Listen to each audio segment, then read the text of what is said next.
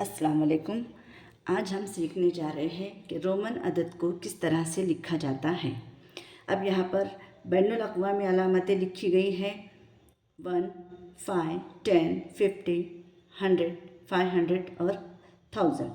अब इसको रोमन में किस तरह से लिखा जाता है, तो 1 के लिए है I, 5 के लिए है V, 10 के लिए X, 50 के लिए L, 100 के लिए C, 500 के लिए D और 1000 के लिए M।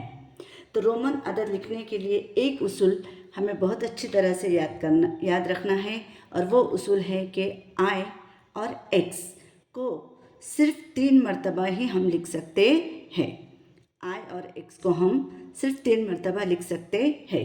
अब देखो, यहाँ पर मैं लिख रही हूँ I।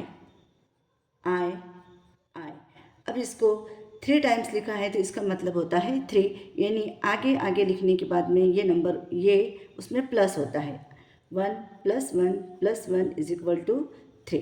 लेकिन अगर हमें 4 लिखना है तो 4 लिखने के लिए हम इसके आगे I नहीं लिख सकते। इसके लिए हमें लेना है 5 को, और 5 लेने के बाद में I को हम इसके पीछे लिख देते हैं।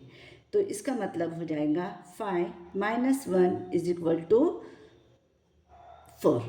तो ये हो गया हमारा 4। बिल्कुल उसी तरह से अगर हमें 30 को लिखना है तो हमें 10 के लिए इस्तेमाल होने वाला x को 3 टाइम लिखना होगा। से 1, 2, 3, तो इसका मतलब होगा 30।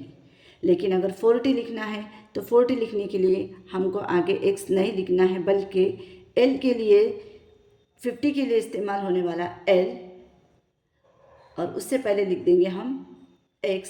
तो इसका मतलब हो जाएगा 50 - 10 = 40। अब अगर आपको लिखना है 800, अगर आपको लिखना है 800, तो 800 के लिए आपको लिखना होगा 500 के लिए D, और 100 के लिए C को लिखना होगा उसके आगे 3 टाइम्स। तो जिसका मतलब हो जाएगा 500 + 300 = 800। उसी तरह से अगर हमें लिखना है 900, तो इसके लिए हमें क्या करना होगा, M को लिखना होगा, और M में से 100 को हमें माइनस करना होगा, यानी M से पहले लिखना होगा C। CM का मतलब हो जाता है 900। उम्मीद है आपको समझ में आ गया होगा। अस्सलाम वालेकुम।